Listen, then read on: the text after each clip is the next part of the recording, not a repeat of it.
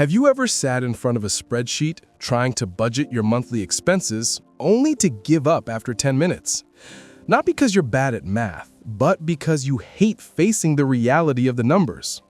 Every time you see the words remaining balance $47.12, your heart sinks, as if you failed all over again. And then you tell yourself, I'm just not good with money. I'll never figure out how to get ahead. But what Jade Warshaw says in Money's Not a Math Problem is this: money doesn't betray you, your beliefs about money do.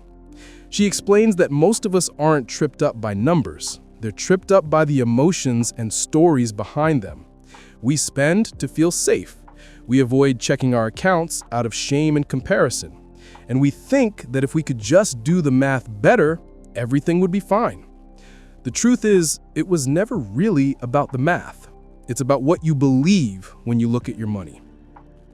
And this is the starting point of the journey Jade Warshaw calls healing your relationship with money. Not through formulas, but through truth. Not through logic, but through the courage to look at yourself honestly. Part 1. The root of the problem. It's not the money you lack, it's the beliefs you carry. People often think, if I just earned a little more, everything would be fine. But ironically, the more people earn, the more exhausted they often feel. Not because they lack money, but because they're living with the wrong beliefs about it. Jade Warshaw knows that feeling better than anyone. She and her husband once owed nearly $500,000. Not because they were lazy, not because they were reckless spenders, but because they were living exactly the way American society had taught them. Go to school, take on debt. Get married, buy a house. Work hard, and then upgrade your lifestyle to deserve it. They didn't see anything wrong until everything came crashing down. Bills piled up, credit cards maxed out, and pressure weighed heavily over every dinner. Jade recalls sitting with her husband at the dining table, surrounded by stacks of bills, both of them silent. No words were spoken, but both understood we can't live like this forever. In that moment, she realized a harsh truth. We didn't lack money. We lacked awareness of how we were relating to money. She started tracing the roots. Where did these false beliefs come from? And she discovered that it was an invisible legacy that most Americans carry with them. As a child, Jade heard her mother complain, "There's never enough money." She heard neighbors say, "Rich people are all deceitful." She was taught that money was a sensitive topic, not to be discussed in the family. And like millions of other children, she grew up with these beliefs: quiet, persistent, and dangerous. We learn to fear money instead of understanding it. We spend to fill emotional gaps, to feel loved, seen, or, quota, worthy. We go into debt, not because we're stupid, but because we don't know how to face the fear of scarcity. And when our education system teaches us how to calculate percentages, but not how to define enough, it's no wonder so many Americans drown in debt. Jade calls this emotional money patterns, repeated emotional cycles around money. We repeat the same behaviors, spending, regretting, and spending again, like a loop with no way out. Not because we can't do the math, but because we don't know how to face the emotions behind the numbers. She writes, "If you don't understand your beliefs about money, you will never change your financial reality." And that's where the real journey begins. Not at a budget spreadsheet, but at a mirror. Jade asks readers to pause. No need to open Excel, no need to find a financial advisor. Just honestly answer 3 seemingly simple questions. What do I truly believe about money? Who taught me that? And is that belief helping me or harming me? Because if you think money is never enough, you will live in scarcity even if your income multiplies tenfold. If you believe rich people are selfish, you will unconsciously reject opportunities that could make you wealthier. And if you think you're bad with money, you will always let others make decisions for you. Jade doesn't teach people to get rich with financial tricks. She teaches them to dismantle false beliefs, to begin a new, healthier, and more empowered relationship with money.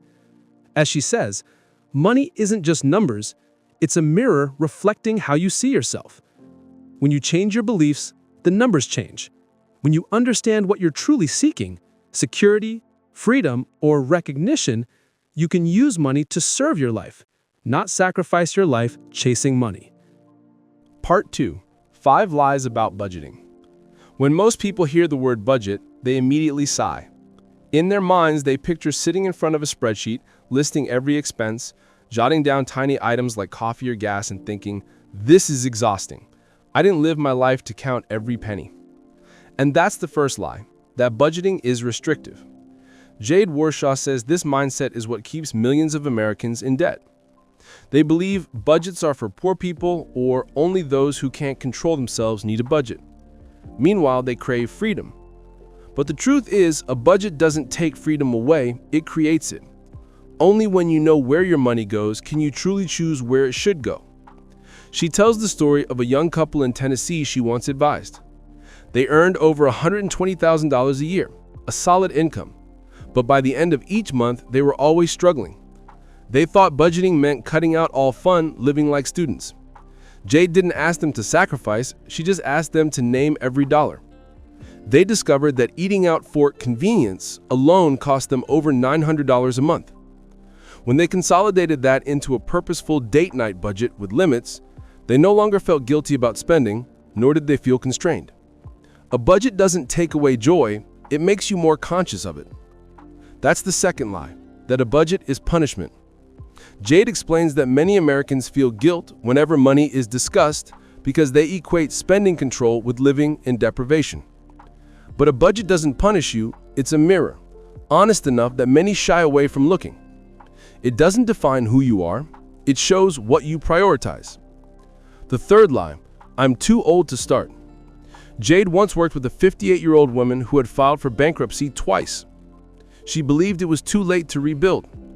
But just 18 months after following a clear spending plan, she paid off her credit card debt, built a 3-month emergency fund, and said, "I didn't just get my money back, I got my confidence back." Budgeting isn't about age, it's about awareness. It's about the moment you face reality and decide to make a change. The fourth lie, I don't need a budget because I earn well.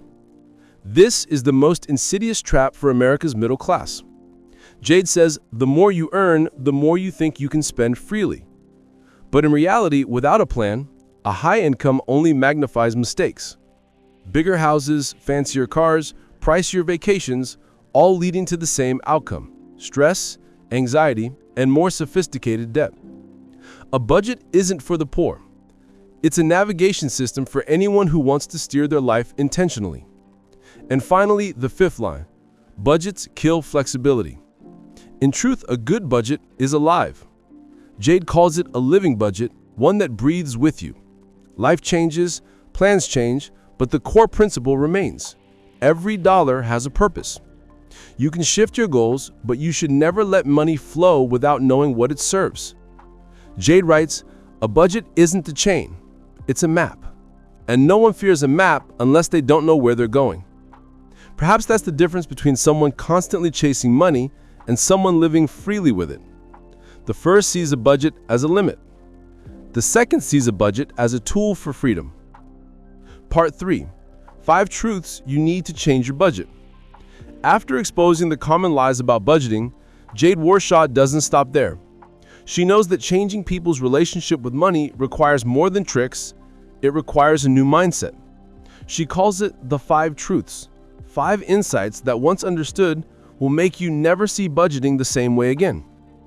Truth number 1. A budget isn't a math formula, it's a statement of your values. Jade writes, a budget isn't a spreadsheet, it's a mirror reflecting what you truly value.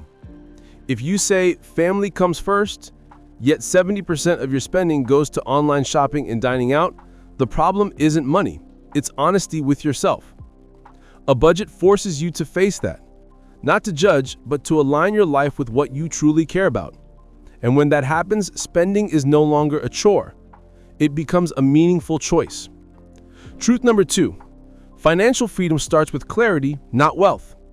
In American society, everyone chases the goal of getting rich, but ask them what is enough, and few have an answer.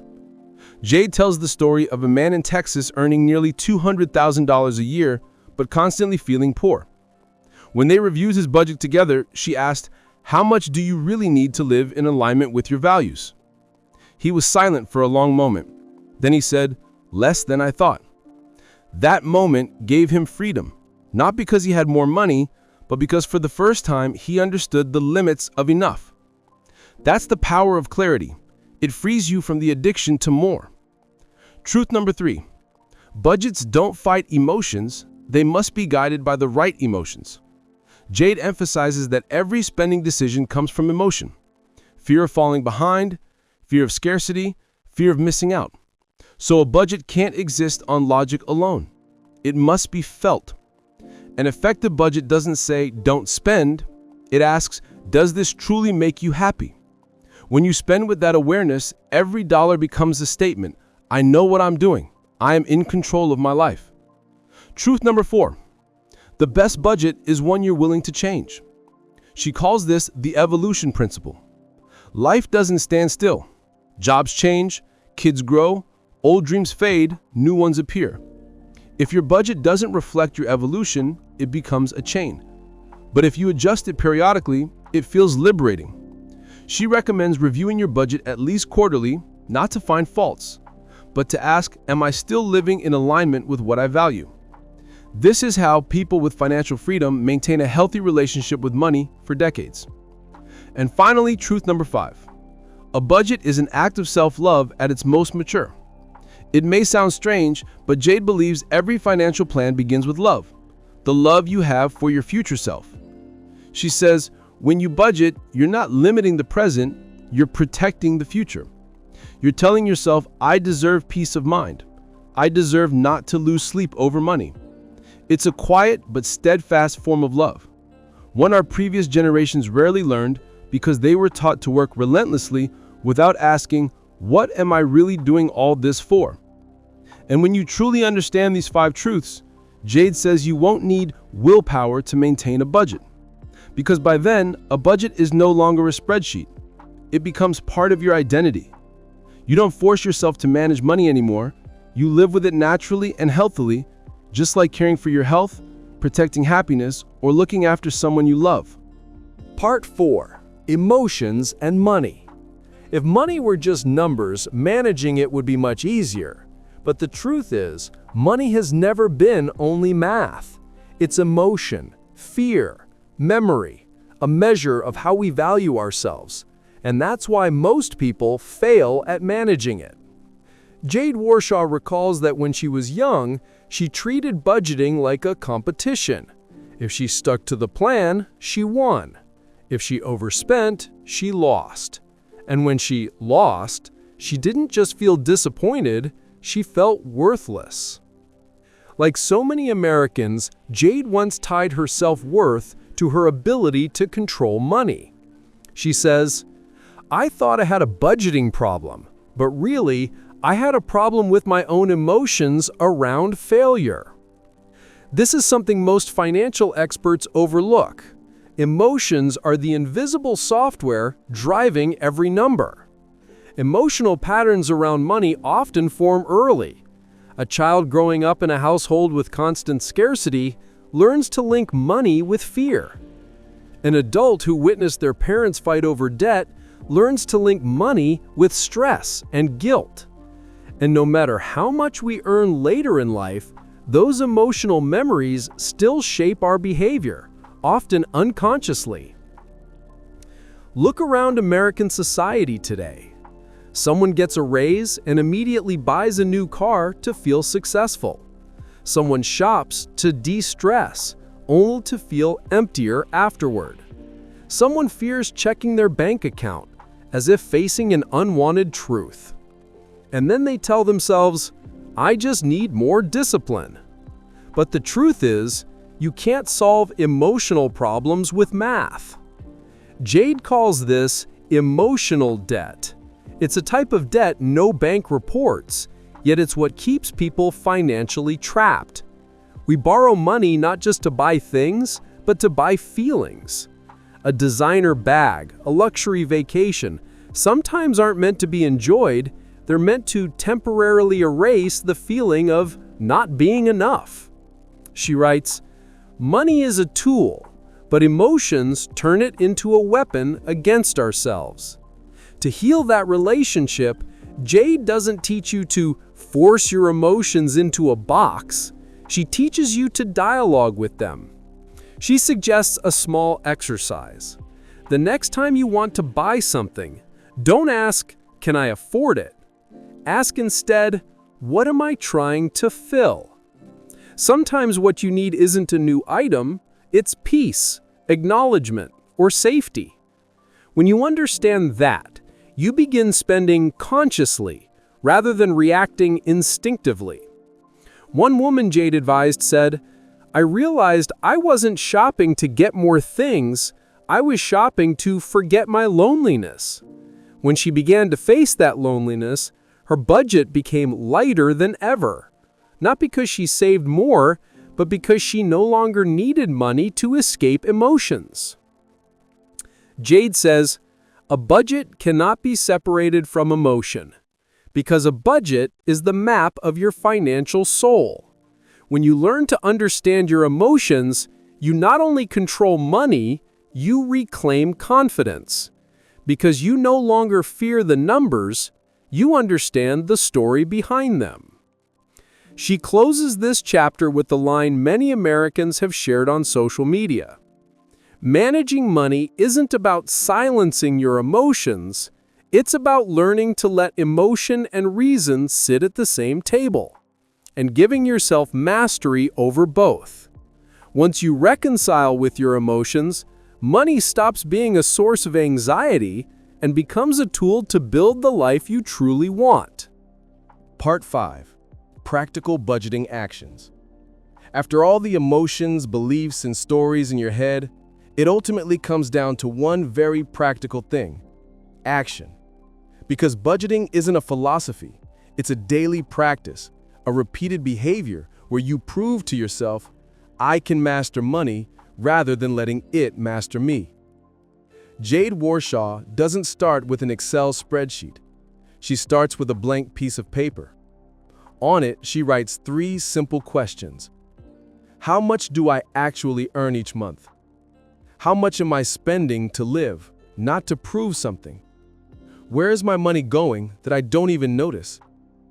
Answering these 3 honestly, she says, you've already done 70% of the work of budgeting. Because the problem isn't that you don't know how, it's that you don't dare to face reality. Americans often say, ignorance is expensive. Avoidance is what costs them the most. The more you avoid opening your banking app, checking your account, or looking at bills, the more money quietly slips away.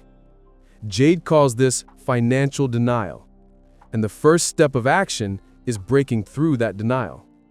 She advocates a very different approach from traditional cut spending advice. Instead of starting with less, she recommends starting with choose. Choose what truly deserves each dollar you earn. If your morning coffee brings you joy and starts your day right, don't cut it. But if you're spending on things that no longer bring real value, like a forgotten subscription or shopping to de-stress, stop. Budgeting isn't sacrifice. It's a declaration of what matters to you. One technique Jade often uses is zero-based budgeting.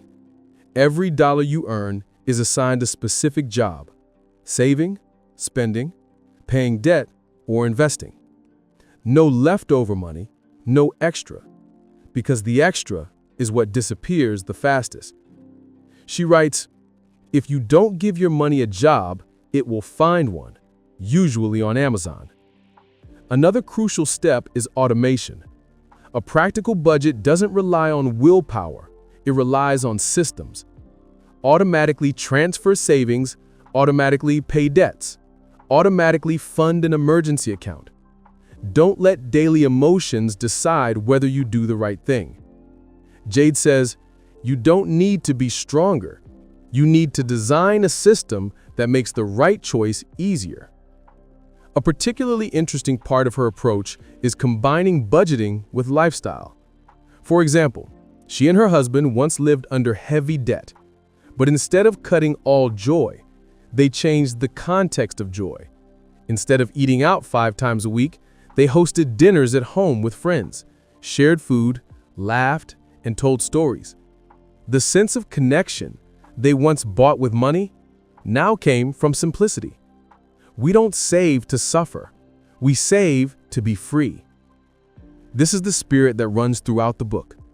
Budgeting isn't cold discipline. It's a negotiation between the person you are today and the person you want to become.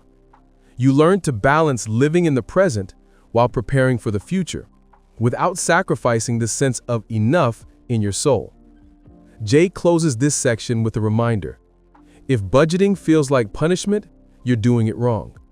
The right budget makes you feel protected, secure, and in control. A budget isn't just numbers, it's a map of self-respect. And as you take each step through your plan, you're not just changing the numbers in your account, you're rewriting the story of your financial life. Part 6. Financial peace and personal freedom. There's a moment in everyone's financial journey when success is no longer measured by account balances, but the peace in your mind. For Jade Warshaw, that moment didn't come when she was debt-free. It came when she could look at her bills, at her accounts, and feel no fear. Fear is the greatest jailer. It drives us to work endlessly without ever feeling enough. It keeps us from talking about money with the people we love. It makes us buy more, spend more, just to cover the emptiness inside. And when that fear disappears, what appears isn't wealth, it's freedom. Jade recalls that when her husband and I paid off their last debt, they didn't shout in celebration. They just looked at each other in silence and then cried. Not because they had more money, but because they no longer felt indebted to life itself. Every dollar they now earned wasn't to patch holes, it was to build dreams. That is financial peace. Not a state of no money problems, but knowing every dollar you spend has purpose, every goal you pursue has meaning, and every day you wake up, money no longer dictates your emotions. She says, freedom isn't having unlimited money. Freedom is knowing you're no longer owned by it. Personal freedom doesn't come from having more. It comes from needing less to feel enough. It comes when you stop comparing, stop blaming, and stop believing that a number will save you. In this book, Jade doesn't teach you to become a millionaire. She teaches you to reclaim ownership of your life. It's a journey from fear to understanding, from chaos to clarity, and finally, from living to pay to living with purpose. Because money, as Jade says, has never been a math problem. It's a story of fear, belief, hope, and choice. And when you learn to rewrite that story, you're not just changing your financial future, you're defining freedom on your own terms. If you want to learn how to break free from financial stress and truly find financial freedom in your mind, read Money is Not a Math Problem by Jade Warshaw. The link is in the description below. Because sometimes what you need isn't more money, it's a new relationship with the money you already have.